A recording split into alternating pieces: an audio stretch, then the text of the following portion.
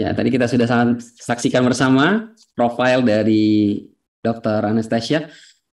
Baik, kita sapa terlebih dahulu narasumber pertama kita. Halo, Ibu Ana. Halo, Bang Iqbal. Ya, sehat Ibu untuk hari ini? Gitulah. Ya, sepertinya peserta Emergency Nursing Series sudah tidak sabar Ibu untuk menyaksikan materi pertama. Tentunya yang materi yang sudah sangat luar biasa. Mungkin tanpa berlama-lama lagi, kita akan saksikan bersama materi pertama yang akan disampaikan oleh Dr. Anastasia. Kepada Dr. Anastasia, kami persilakan. Terima kasih Bang Iqbal. Selamat siang buat semua teman-teman emergensi, Pak Direktur, Pak Jajat, ada Pak Dado, Pak Rozi, juga semua teman-teman peserta yang luar biasa. Ini saya lihat di sini nih ada peserta yang sangat setia ya di sini, Nurse Jelita. Kayaknya setiap Selamat siang Ibu Ana. Selamat siang. Kembali sambil dinas Ibu Ana. Nah itu saya juga udah bilang sama Pro M jangan di jam kerja ya. Ya, tapi tidak apa-apa. Setiap series ini kayaknya Nurse Jelita selalu hadir. Iya, baik. Karena untuk menambah ya, ilmu. Karena dapat hadiah dari kuis. Jadi mungkin untuk para peserta lain kalau mau seperti Nurse Jelita dapat gratis untuk series berikutnya silahkan diperhatikan supaya nanti dapat bisa jawab kuisnya. Oke. Terima kasih Ibu. Ini series kelima ya, Bang Iqbal ya? Ya, betul Ibu, betul Ibu. Oke. Ya, di series kelima ini seperti yang tadi Bang Iqbal bilang, ya teman-teman, saya namanya Anastasia. Nah, di sini saya diminta sama Pro Emergency sama Bang Iqbal itu untuk memberikan materi untuk share tentang paliatif dan end of life care di emergency department. Ya seperti ini peserta di sini rata-rata semua dari IGD apa ada yang dari tempat lain?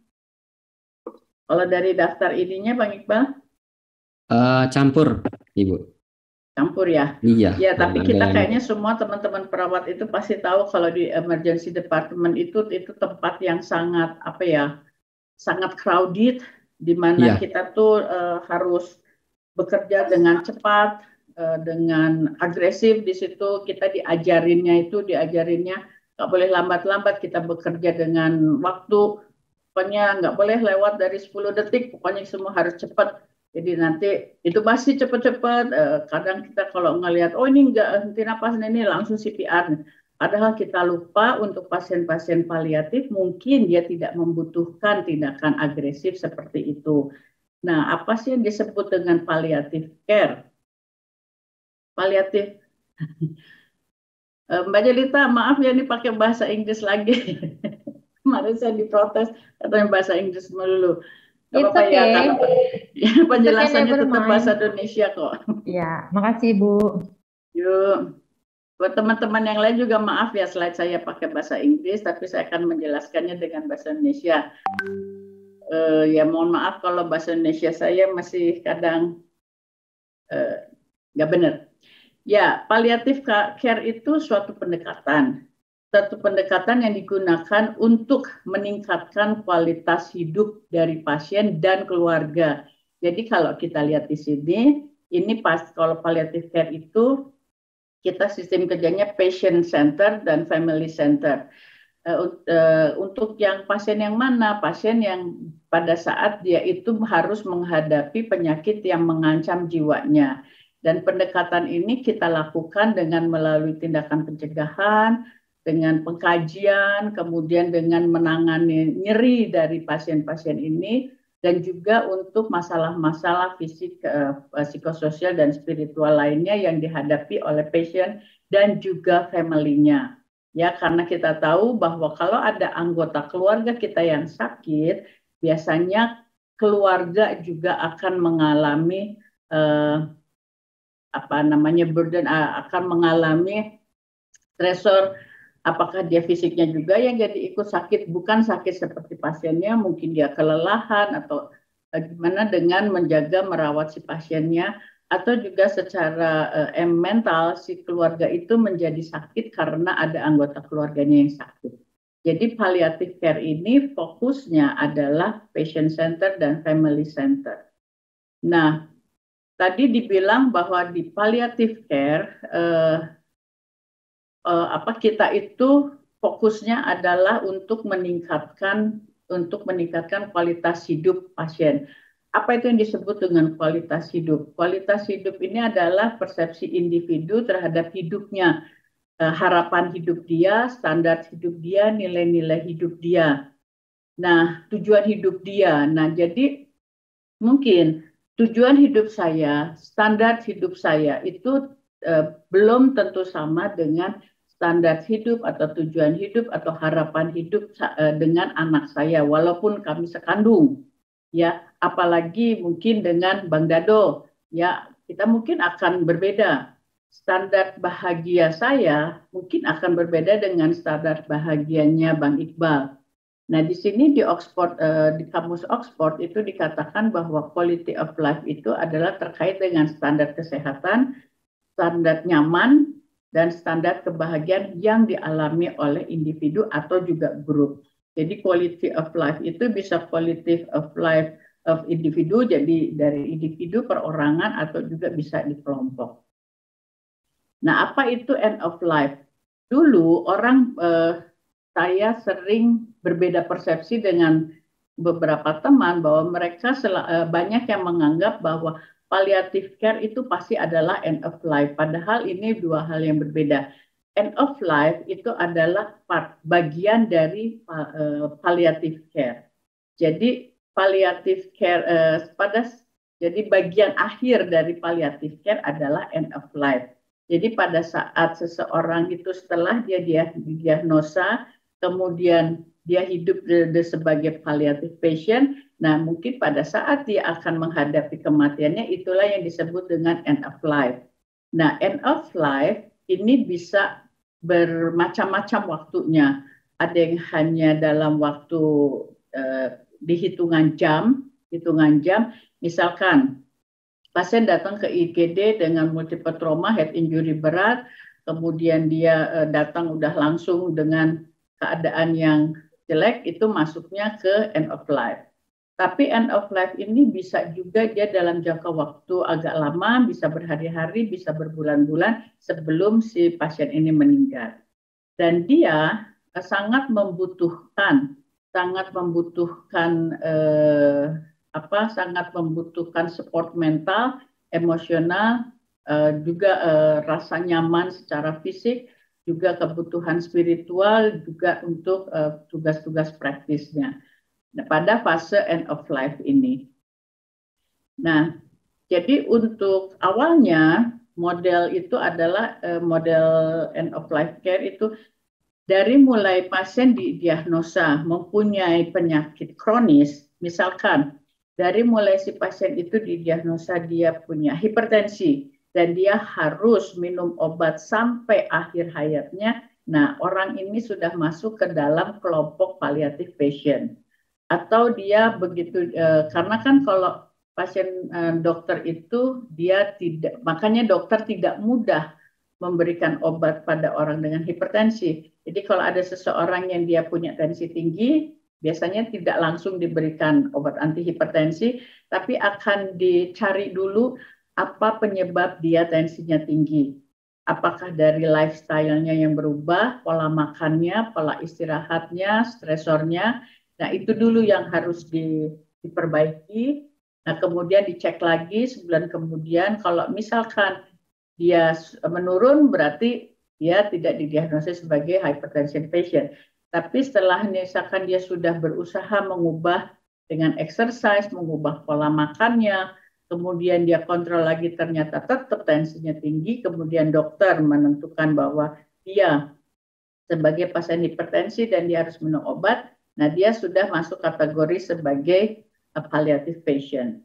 Juga untuk pasien-pasien diabetes, pasien-pasien gagal ginjal, pasien-pasien dengan infark, ya, nah itu termasuk semua adalah pasien paliatif. Nah, di sini kronik, pasien kronik.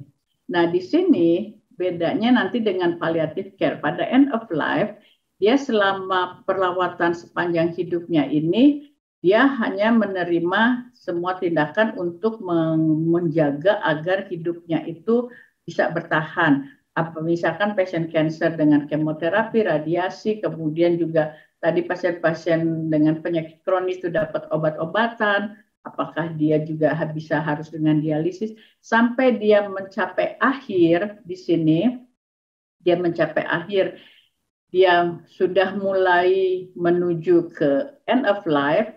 Nah, di sini mulai diberikan pain manajemennya, bagaimana mengurangi rasa nyerinya, simptom-simptom yang dia rasakan, kemudian diberikan hal-hal yang membuat dia bisa bertahan. Aku juga nggak takut kalaupun ditanya, cuman yang adik khawatirkan nanti keluarga mereka justru yang akan mengacaukan posisinya adik di taspen kalau sampai tahu.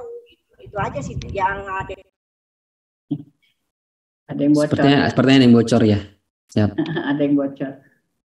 Nah, ini biasanya mereka ini sudah di hospice ya. Jadi proses penyakitnya ini sampai sini aja. Nah, tetapi sekarang dengan model palliative care ya sama, dia dimulai dari diagnosis chronic illness-nya. Nah, tetapi pada semua tindakan yang diberikan selama dia menjalani penyakitnya itu sudah mulai digabungkan dengan palliative care.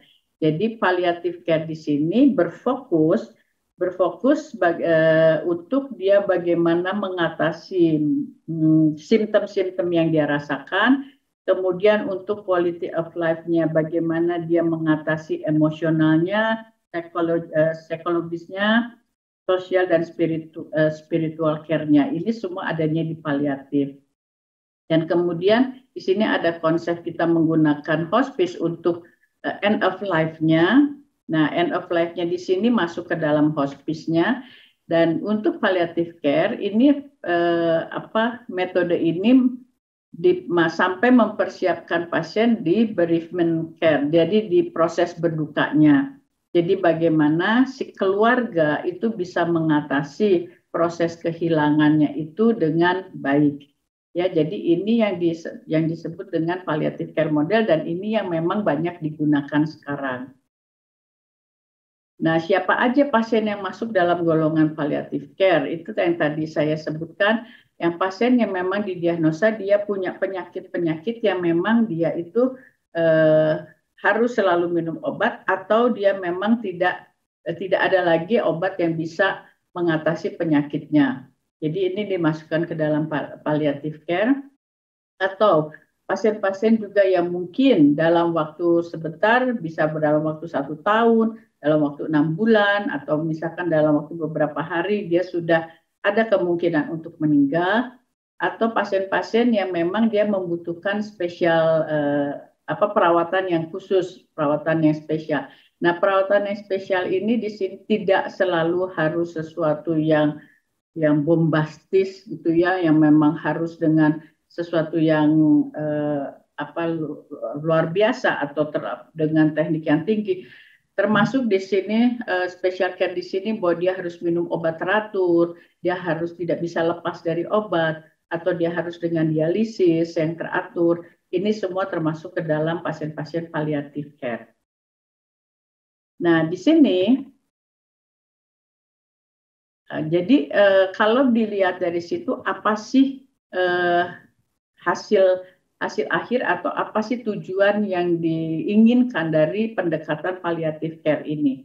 Yang utama adalah yang paling inti, yang paling utama daripada palliative care ialah untuk mencegah dan mengurangi penderitaan dari si pasien. Nah, penderitaan ini penderitaan dari apa? Dari gejala-gejala yang dia rasakan. Biasanya pasien-pasien palliatif ini dia mengalami nyeri. Jadi pada saat series keberapa itu memang dari Pro Emergency sudah memberikan share pengetahuan tentang bagaimana pain management. Nah, ini juga bisa digunakan untuk pasien-pasien paliatif. Nah, yang harus hati-hati pada pasien-pasien yang menggunakan obat-obat painkiller itu kan kalau misalkan dia mempunyai nyerinya itu nyeri ringan, mungkin dia hanya painkiller sejenis acetaminophen atau NSAID. Tapi pada saat dia masuk ke dalam moderate sampai yang berat, biasanya itu menggunakan golongan opioid. Nah, yang bahayanya untuk pasien-pasien dengan palliative care atau yang dengan penyakit kronis, ini mereka banyak yang datang itu ke IGD, itu karena sudah ada adverse side effect dari opioidnya. Jadi dia udah kebanyakan opioid sehingga dia oversedation, akhirnya ada respiratory distress, ya, di mana respiratory dia itu kurang dari 8. Nah, jadi untuk pasien-pasien yang seperti ini, pada saat dia datang ke IGD, karena pada seri yang sebelumnya saya juga pernah sharing bahwa dari hasil penelitian itu pasien-pasien yang datang ke IGD hampir mayoritas itu karena nyeri, dan mereka datang ke IGD pengen nyerinya itu berkurang atau bahkan hilang. Nah, tetapi kalau dia penyakitnya kronis dan dia sering-sering mendapatkan anti nyeri dari golongan opioid, ada kemungkinan dia oversedasi. Nah, pada saat dia datang lagi ke IGD, sepertinya kita harus segera kolaborasi dengan dokter untuk pemberian naloxone atau Narcan sebagai antidot untuk mengatasi analgesic effect ini. Ya, jadi itu. Nah, yang lain, penderitaan lain yang sering dirasakan oleh pasien dengan paliatif ini adalah sesak, ya, karena COPD juga termasuk pasien dengan paliatif. Dengan sesak dia datang. Nah, sesak, nyeri itu adalah gejala yang sifatnya subjektif, yang hanya bisa dirasakan oleh si pasiennya. Nah, itu yang harus dipahami oleh kita yang bekerja di IGD. Kita sering memeriksa pasien dengan sesak itu dengan mengukur saturasi oksigennya. Nah, mungkin kadang ada hasil saturasi oksigen dengan sesak yang dirasakan oleh si pasien itu nggak matching. Contohnya seperti saya waktu menjelaskan tentang pain management, kita mengukur nyerinya pasien dengan menggunakan VAS atau dengan NRS. Nah, dengan instrumen itu mungkin dia memilih bahwa pain dia itu adalah skornya 8, tapi mungkin manifestasi yang dia timbulkan tidak sesuai dengan 8. Atau sebaliknya, karena dia sudah mengalami nyeri yang kronis, yang sudah jadi hidupnya sehari-hari dia dengan mengalami nyeri sehingga ambang nyeri dia menjadi, dan dia memilihnya 4. Tapi kalau kita lihat secara visual, kita melihat keadaan pasiennya, itu tampak bahwa dia nyerinya itu sesungguhnya adalah berat. Nah, ini yang agak sulit kita sebagai perawat IGD dalam menentukan gejala-gejala yang sifatnya subjektif seperti ini. Mungkin sesak juga seperti itu. Nah, kalau misalkan tadi nyeri kita memberikan acetaminophen, atau pada yang moderate kita mengkombinasikan acetaminophen dengan opioid, dan yang berat adalah dengan opioid. Terus kalau misalkan untuk sesak, kita pasti yang kita pertama berikan adalah oksigen. Tapi hati-hati juga kalau pada pasien-pasien dengan COPD, kita pemberian oksigennya juga nggak bisa terlalu banyak. Termasuk juga kita bisa memberikan opioid dan ansiolitik, tapi hati-hati opioid juga bisa mendepresi napas.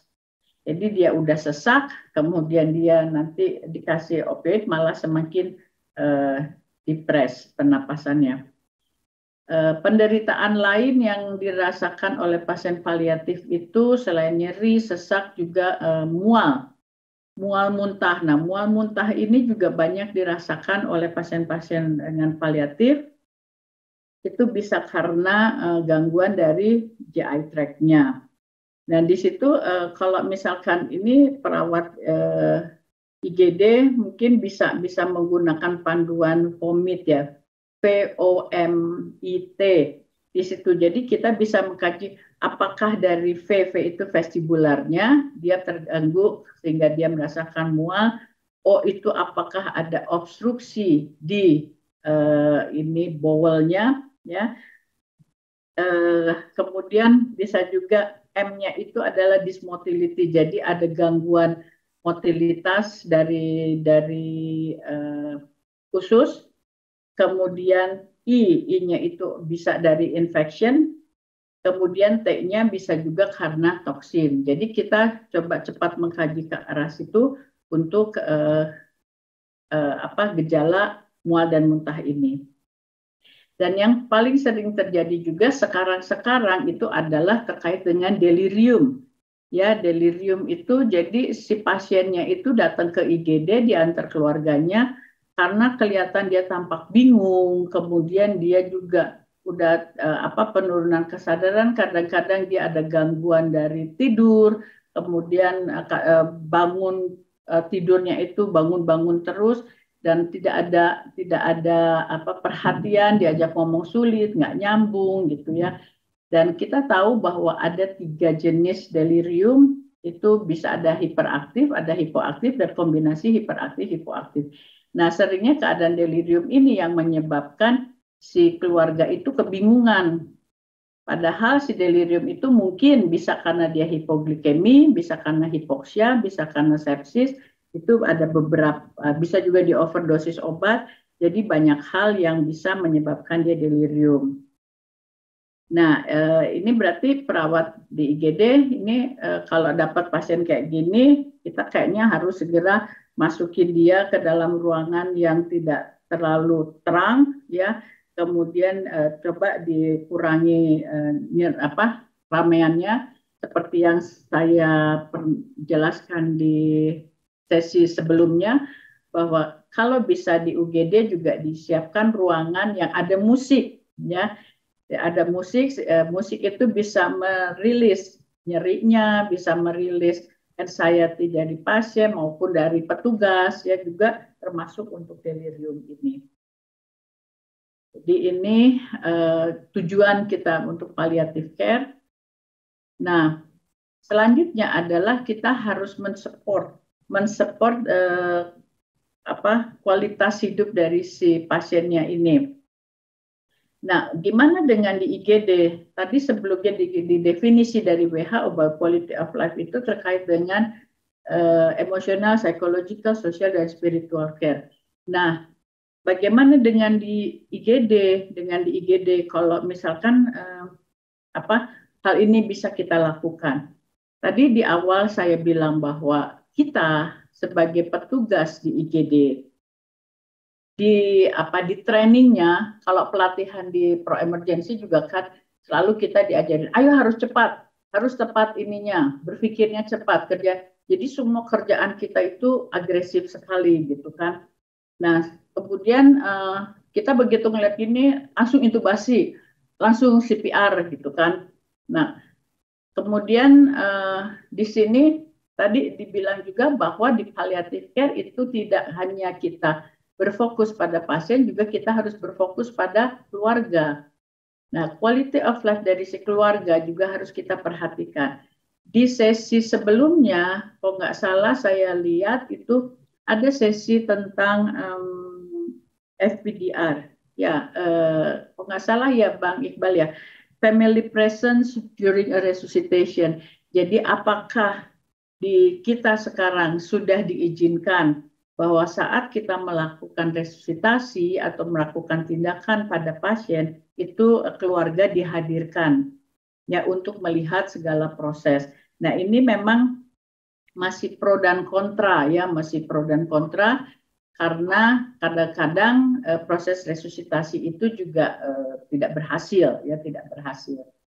Nah, untuk mencapai tujuan ini, palliative care itu nggak bisa hanya dilakukan oleh satu disiplin ilmu.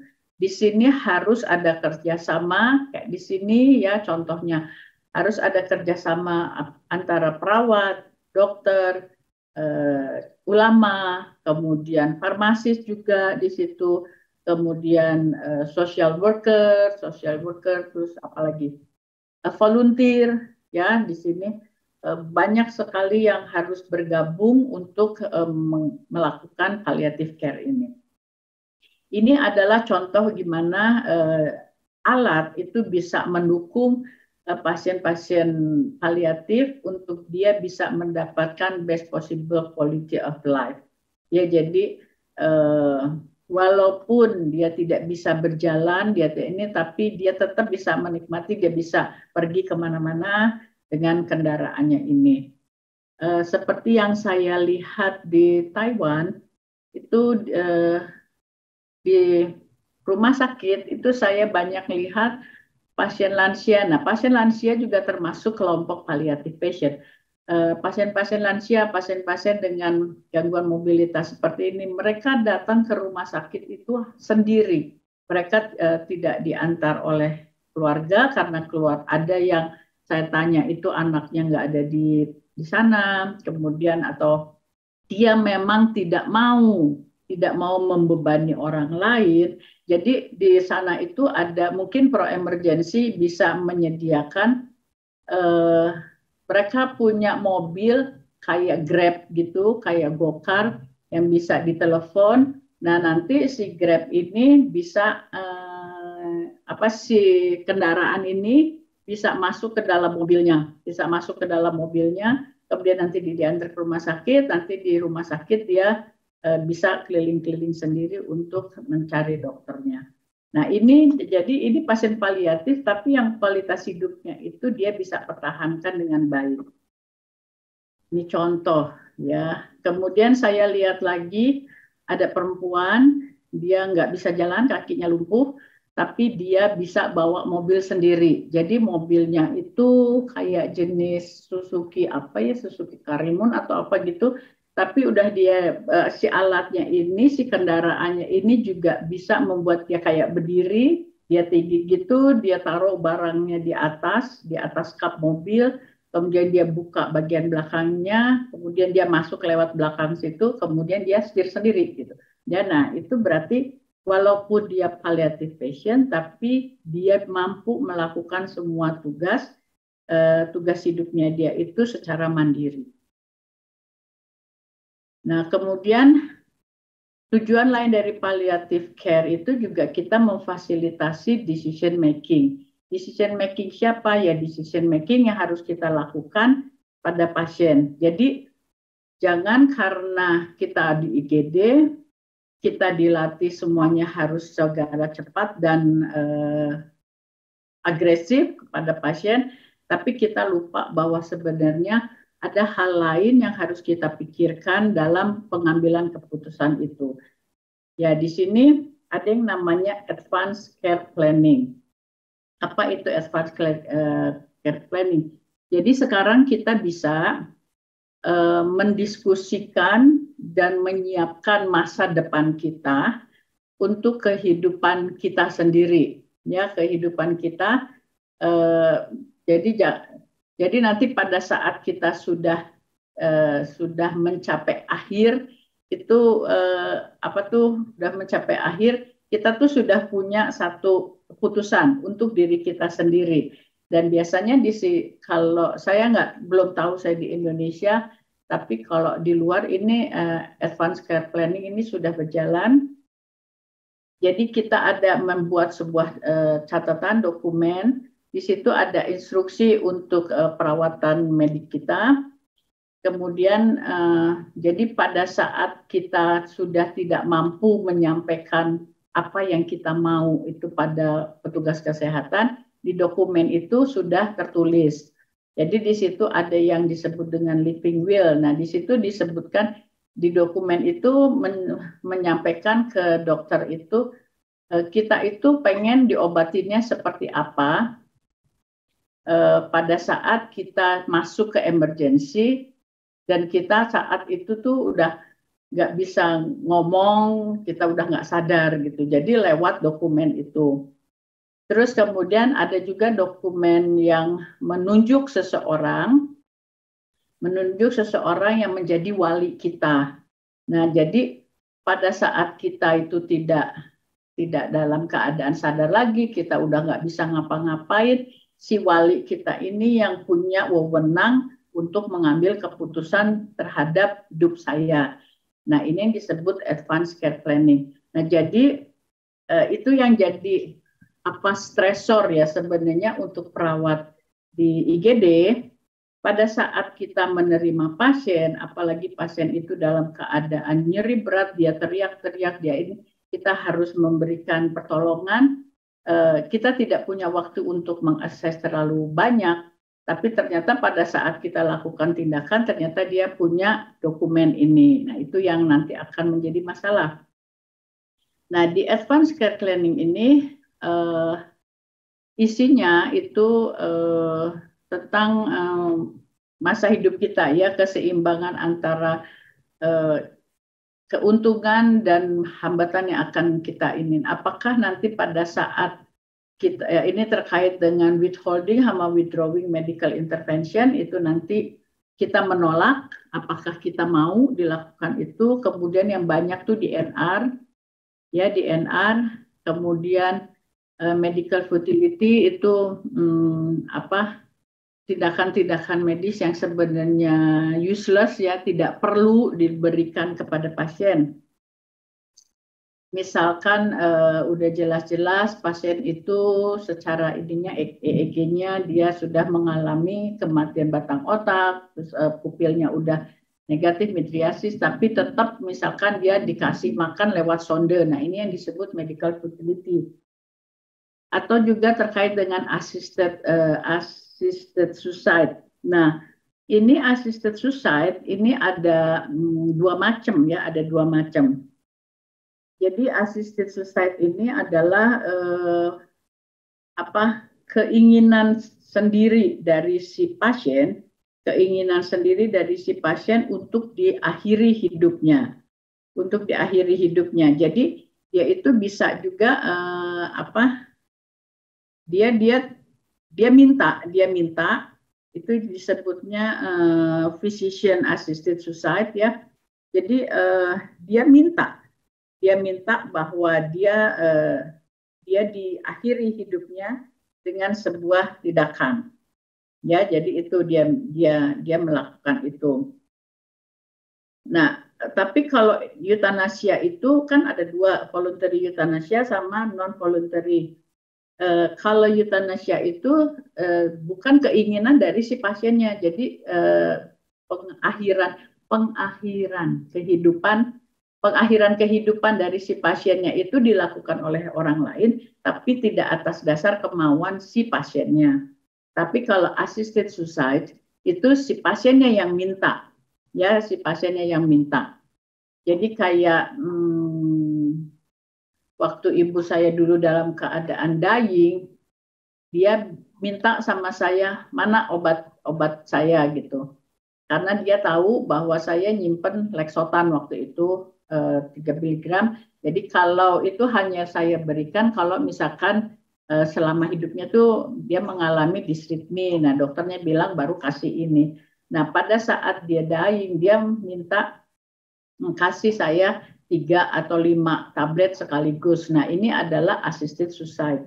Ya, assisted suicide. Tapi kalau eutanasia itu ini yang dilakukannya oleh orang lain. Misalkan eutanasia itu ada pasien dengan dengan ventilator mekanik, terus kemudian kita cabut dia, nah kemudian napasnya berhenti, pasiennya meninggal, nah itu adalah eutanasia.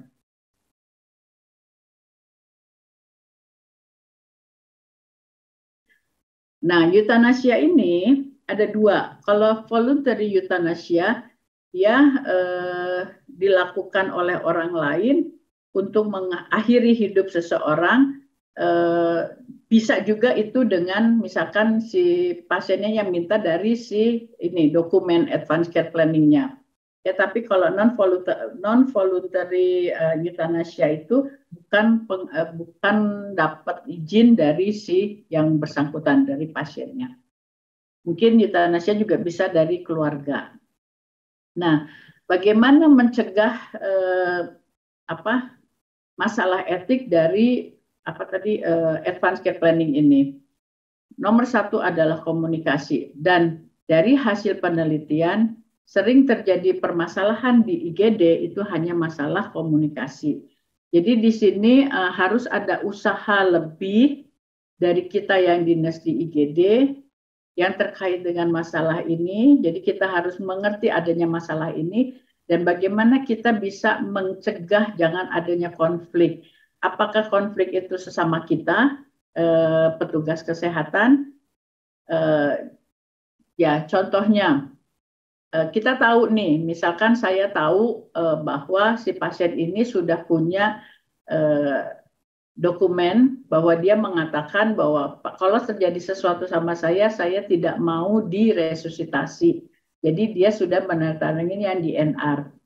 Tapi pada saat dia mengalami henti jantung, henti napas, ada teman lain yang langsung melakukan CPR. Nah, ini kan berarti berlawanan. Akhirnya terjadilah konflik.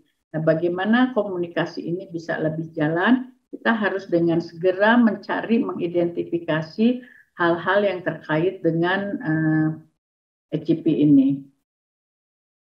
Kemudian kita juga harus bagaimana caranya kita bisa mengetahui. Kalau untuk palliative patient, karena palliative patient itu prosesnya lama ya, jadi sejak dia didiagnosa sampai kemudian dia mencapai end of life, jadi harus ini juga saya berpikirnya bagaimana kita dalam situasi yang crowded di IGD kita bisa mengetahui apa keinginan dari si pasiennya. Terus kemudian bagaimana kultural dan spiritual assessment terhadap keinginan si pasiennya ini. Ya, kemudian bagaimana kita berkomunikasi dengan keluarganya terkait dengan yang pasti dengan orang yang dia sayangi sebelum terjadi keadaan seperti ini. Nah, ini semua harus kita lakukan untuk mencegah adanya somasi atau komplain dari keluarga bila sampai kita menyalahi atau kita melanggar komitmen yang sudah digunakan oleh si pasien. Nah, kemudian kalau misalkan setelah itu kita tahu nih bahwa si pasien itu dia punya dokumen itu ya, apakah kita terus mau melepas semua alat-alat yang mensupport hidup dia? Apakah kita tidak punya perasaan bahwa waduh, saya ini melakukan eutanasia, saya membunuh pasiennya? Atau kita berpikir bahwa gimana, apa yang harus kita lakukan untuk mempersiapkan si pasien, keluarganya, juga kita sebagai petugas pada saat kita mau menyetop semuanya. Ya, jadi saya juga punya pengalaman waktu di ICU ini pada saat mau menyetop alat. Jadi karena dari hasil pemeriksaan pasien sudah dinyatakan mati batang otak, tetapi karena ini anak laki satu-satunya dari si keluarga itu, di dalam keluarga juga ada konflik, ada yang bilang boleh, ada yang bilang tidak. Terus kemudian pada saat akhirnya diputuskan oke, semuanya di stop, dan sekarang konfliknya adalah di petugas. Siapa yang akan menyetop? Saya bilang ke dokternya, dokter yang cabut. Dia bilang, ya enggak lah, kamu yang punya ruangan, kamu yang cabut. Nah, karena pada saat kita mencabut dan kita melihat pelan-pelan hatinya turun, terus kemudian ada perasaan bersalah pada kita walaupun kita tahu bahwa sebenarnya dia sudah meninggal, ya. Terus bagaimana kita menyetop proses menyetop itu gimana, ya?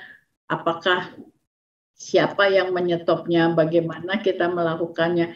Ini kan kayak pemberian makanan melalui NGT. Melalui NGT ini kan medical futility. Ini sesuatu yang useless sebenarnya. Karena pada saat pasien-pasien sudah terjadi seperti itu, dia proses absorpsi dan sebagainya juga udah nggak baik.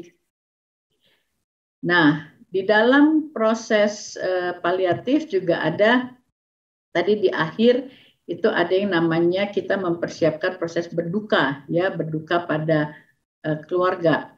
Nah, apa yang harus kita katakan pada si keluarga ini? Nah, di IGD itu seringnya itu kan proses itu cepat sekali ya. Proses kadang pasien datang, keluarga itu nangis-nangis, dia bilang nggak mau, pokoknya tolong bangunin lagi, sembuhin lagi si ini saya, anak saya, karena dia sebelumnya dia sebelumnya sehat-sehat, kenapa tiba-tiba sekarang dia kayak begini dan sebagainya gitu kan ya.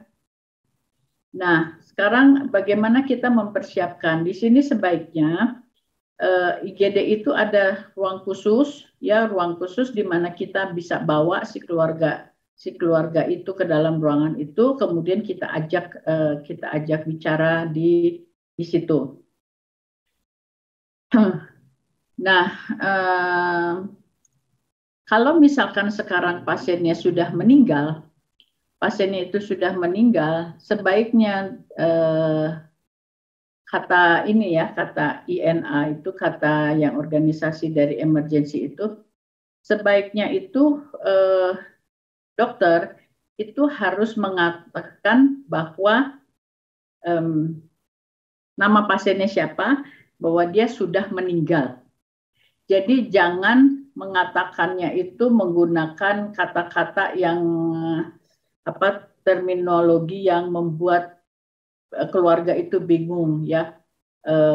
Dia mohon maaf ibu, misalkan gitu, bapaknya namanya misalkan Bapak Otong ya, maafkan ibu, Bapak Otong sudah tidak lagi bisa bersama dengan kita. Nah, kata-kata sudah tidak bisa lagi bersama dengan kita, atau Bapak Otong sekarang sudah pergi. Nah, kata-kata seperti itu sebaiknya dihindari. Jadi lebih baik katakan dengan jelas bahwa maaf ibu, Bapak Otong sekarang sudah meninggal. Ya, jadi itu yang katanya dari organisasi emergency, perawat emergency, kalimat itu jauh lebih baik dan bisa diterima. Kenapa kita harus menyiapkan ruangan pada saat kita menyampaikan itu? Kita harus melihat juga reaksi keluarga itu kan beda-beda. Ya, reaksi keluarga beda-beda. Jadi pada saat keluarga ada yang langsung bereaksi dengan dengan agresif, menyerang dan sebagainya, kita udah siap. Terus kemudian apa yang harus kita support kepada keluarga? Jadi kalau misalkan itu pasien kecelakaan, kemudian dia meninggal langsung di IGD, sekarang sebaiknya di IGD itu kita sudah punya daftar si pasien ini sebaiknya dibawa kemana, kendaraannya itu kendaraan apa yang bisa mereka gunakan, kemudian kalau butuh kamar jenazah di manakah yang mereka bisa gunakan. Dan kemudian kalau di rumah sakit di luar yang saya lihat itu, mereka di IGD itu ada ruang dibilang ruang apa ya? Mereka nyebutnya ruang bersama spiritual care. Di situ jadi di ruangan itu ada brankar, ada meja kursi, kemudian di dindingnya itu mereka punya, misalkan sekarang pasien ini beragama Buddha, nanti mereka turunin screen, nah di situ ada Buddhanya. Kalau dia Muslim, nanti dia turunin, di situ ada kayak tulisan Arab gitu. Nah, kemudian kalau dia Katolik, dia akan ini ada salib di situ. Ya, jadi di dalam ruangan itu keluarga nanti bisa kita support untuk bisa melakukan ritual keagamaan yang mereka pahami. Dan kemudian kita juga harus memikirkan apakah ada proses berduka yang tidak normal ya. Misalkan mereka ada keluarga yang benar-benar di situ menjadi anger, mereka marah, mereka menolak, mereka ini memang itu hal yang biasa bisa terjadi kalau seseorang kehilangan dalam waktu yang tiba-tiba. Nah, jadi di situ jangan hanya ada satu tenaga kesehatan yang menghadapi keluarga yang sedang proses berduka ini pada saat si dokternya menjelaskan tentang kematian si pasien. Nah, burnout dari perawat, ya karena IGD kita tahu bahwa itu adalah ruangan unit yang sangat crowded, yang kita benar-benar terlalu sering kita itu melihat kematian, kemarahan, kekecewaan, ya. Ya mungkin ada keberhasilan juga dari ini, tapi yang paling banyak adalah hal-hal yang membuat stres, ya, dan itu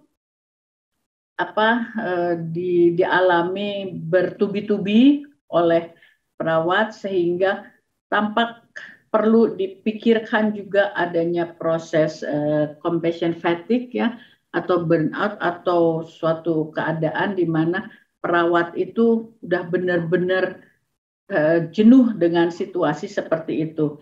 Jadi kalau di sini teman-teman sebagai teman bekerja di IGD atau sebagai pimpinan, kita melihat ada teman perawat yang sudah mulai sering begitu ada pasien masuk, dia jadi palpitasi, atau kadang dia menjadi tiba-tiba sinkop, atau misalkan dia jadi yang tadinya dia orangnya sabar tiba-tiba dia jadi cepat marah, atau dia ngomongnya jadi agak kasar. Hati-hati, ini salah satu tanda bahwa si perawat itu sudah mengalami burnout.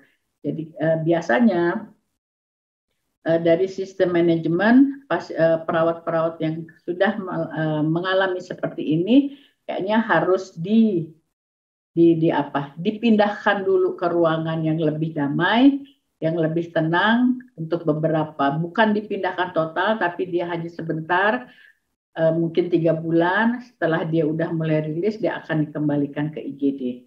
Ya, karena di IGD untuk menghadapi pasien-pasien dengan end of life itu tidaklah mudah.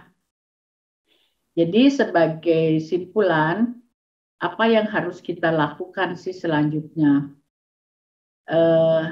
Ya, kita harus berpegang atau kita memahami kode etik atau etik legal yang harus kita tahu dan sebagai perawat IGD, bagaimana kita harus membuat keputusan di IGD itu. Kemudian kita harus tahu nilai-nilai dan apa yang kebutuhan dari pasien, keluarga itu yang datang ke IGD. Ya, ingat bahwa pasien datang ke IGD ingin simptom atau gejala yang mereka rasakan itu berkurang. Ya, kemudian kita juga sebagai advocator dari pasien dan family terkait dengan hak-hak mereka sebagai pasien dan keluarga. Kemudian kita usahakan bahwa kita di IGD itu bisa bekerja sama, berkolaborasi dengan semua disiplin. Tidak ada yang merasa lebih hebat, tidak ada yang merasa lebih tidak ada yang merasa lebih rendah di situ, tapi kita semua sebagai teamwork yang harus bekerja sama. Kemudian jangan lupa selalu kita menambah pengetahuan kita tentang apa yang berhubungan dengan pasien, dengan situasi, dengan keadaan di IGD. Jadi jangan hanya berpikir bahwa sebagai perawat IGD kita hanya boleh terampil, tapi juga kita harus mengedukasi diri kita terkait dengan komunikasi, terkait dengan sikap, ya, terkait dengan empati kita terhadap orang lain. Thank you. Itu mungkin yang bisa saya sampaikan untuk hari ini. Ya. Terima kasih kami ucapkan kepada Dr. Ana, Ibu Ana, yang sudah menyampaikan materi yang sangat luar biasa. Mari kita beri aplaus terlebih dahulu untuk Ibu Ana. Halo. Pertanyaan dulu kah? Pertanyaan, Ibu. Pertanyaan. Siap. Mungkin kita coba sapa peserta dulu, Ibu. Ini dulu. Oke. Kita sapa dulu peserta ya yang sudah berada di ruang Zoom. Halo Bapak Ibu, mungkin kita ada satu kuis ya Ibu ya. Ya. Oke, nanti setelah kuis mungkin ada peserta yang ingin bertanya, boleh ya? Oke, kuis dulu jadinya ya. Oke, kita kuis dulu. Silakan Bu Ana.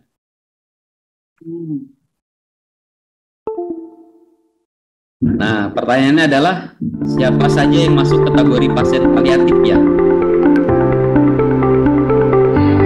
Mas Iqbal Lita. Halo. Mas Iqbal boleh Lita? Oh, siap. Masya Allah, ini luar biasa ya. Yang lain dulu, kasihan. Yang lain ya. Oke, saya kembali lagi berarti ke bed. Siap. Sambil nunggu pertanyaan, boleh nggak saya menyapa ini? Ada kakak saya sudah hadir ini. Oh, boleh. Yo ya. Profesor Hotma, selamat siang, selamat datang. Aduh, kangen banget. Oh iya Prof, selamat datang Prof.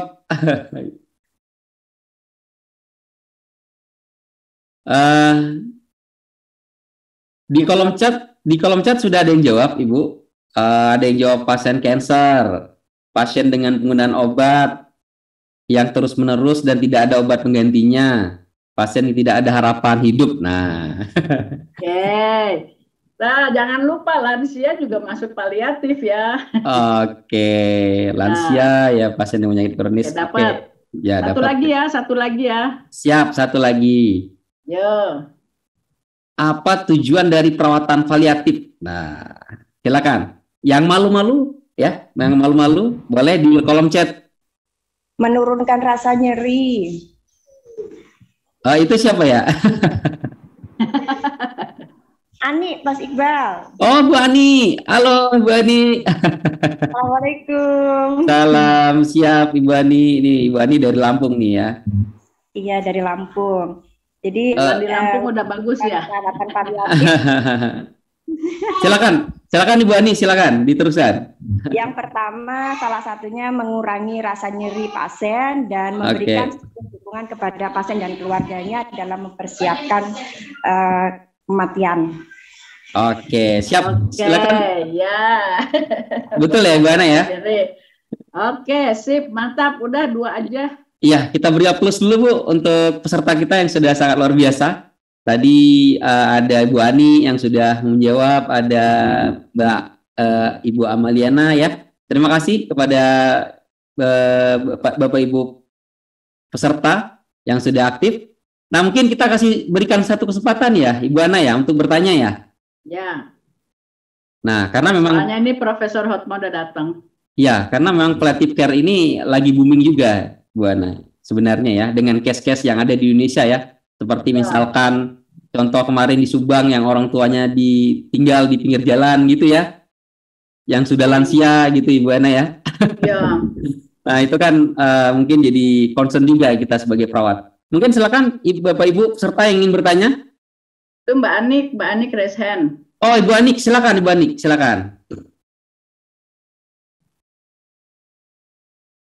Silakan di unmute, Ibu. Masih mute, Ibu? Iya. Oke, silakan Ibu Ani. Terima kasih, selamat siang Dr. Ana. Izin bertanya, kebetulan saya dari Akper Dharma Wacana dan di sini kami memiliki visi misi terkait paliatif unggul di bidang paliatif di Provinsi Lampung pada tahun 2025. Ini visi misi dari mantap. Tadi disampaikan oleh Ibu Ana bahwasanya sangat pentingnya pendampingan pada pasien-pasien yang mengalami kegawat daruratan, terutama yang sudah dalam posisi sudah tidak ada harapan hidup terkait pendampingan paliatifnya. Nah, sekarang ini yang diperhatikan oleh kita terutama di kegawat daruratan, fokus penanganannya adalah terkait kehidupannya atau secara fisiknya. Nah, ini bagaimana triknya supaya paliatif ini bisa masuk atau bisa menyeimbangi antara penanganan pada pasien-pasien yang mengalami kegawat daruratan. Mungkin itu saja, terima kasih. Ya, terima kasih Ibu Ani pertanyaannya. Mungkin silakan Ibu Ana. Ya, terima kasih Mbak Ani. Waduh, pertanyaannya ini luar biasa nih ya.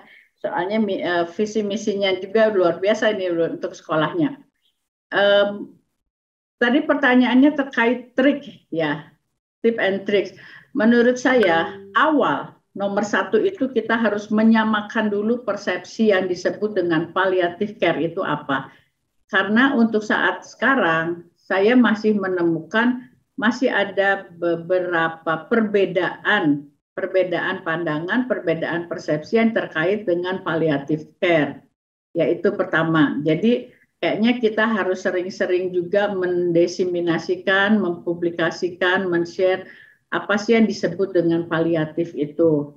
Nah, kemudian kalau kita sudah bisa sama semua persepsinya, nanti akan setidaknya nanti di area manapun, apakah itu di gawat darurat, di critical care, atau kalau di ward biasa itu kayaknya sudah biasa ya mereka melakukan itu. Nah, itu mungkin setelah kita disamakan persepsinya, kita bisa mulai melakukan pendampingan paliatif itu di area gawat darurat. Karena sesungguhnya kalau kita lihat dari definisi WHO, hampir semua pasien yang masuk atau yang ke IGD yang ada dalam keadaan gawat darurat, itu dia masuk ke dalam kategori palliative care. Sebagian adalah sudah masuk ke end of life, tapi sebagian mungkin masih ke dalam palliative care. Sehingga sesungguhnya di IGD atau di area gawat darurat itu palliative care sangat-sangat dibutuhkan. Tapi sekali lagi kita di Indonesia kayaknya ini masih butuh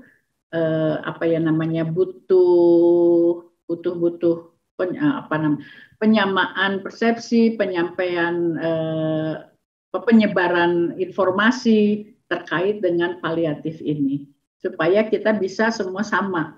Jadi di IGD itu tidak lagi pelatihannya itu hanya fokus pada kecepatan dan ketepatan ya terhadap tindakan terhadap pasien, tapi juga bagaimana mereka teman-teman di emergency atau teman-teman yang mempunyai yang bekerja berkecimpung di area gawat darurat baik pra maupun intrahospital itu sudah mulai dibekali ilmu juga terkait dengan paliatif ini. Mungkin diawali juga di Lampung dulu di sekolahnya Bu Anik, nanti pengetahuan tentang ini nanti kemudian disebar ke semua. Mungkin juga di ini nih di pro emergency nih udah mulai diiniin juga tentang paliatifnya. Jadi jangan hanya dilatih bahwa pesertanya itu supaya bisa cepat semuanya terampil, tapi juga sense untuk bisa mendampingi secara paliatif. Ya, siap Ibu Ana. Mungkin itu Ibu Anik untuk jawabannya. Terima kasih kepada Ibu Anik sudah bertanya pada sesi pertama. Mungkin untuk sesi pertama kita cukupkan ya, Ibu Ana ya. Oke. Ya, sebelum ditutup mungkin silakan untuk menyampaikan closing statement ya untuk menutup kegiatan untuk sesi pertama. Silakan Ibu Ana. Untuk closing statementnya apa ya? Ya, memang tidak mudah untuk menjadi perawat paliatif, ya tidak mudah, tapi kita bisa, pasti kita bisa. Jadi karena ini adalah sesi terakhir saya di ini kegiatannya Emergency Nursing Series-nya Pro Emergency. Jadi saya ingin menyampaikan bahwa kata-kata akan mengajar, keteladanan akan membimbing, dan kepemimpinan itu akan menggerakkan. Jadi mari jadilah kita perawat, pendamping, pendidik, maupun instruktur juga, leader, orang tua, teman yang terbaik bagi orang-orang di sekitar kita. Mungkin itu closing dari saya.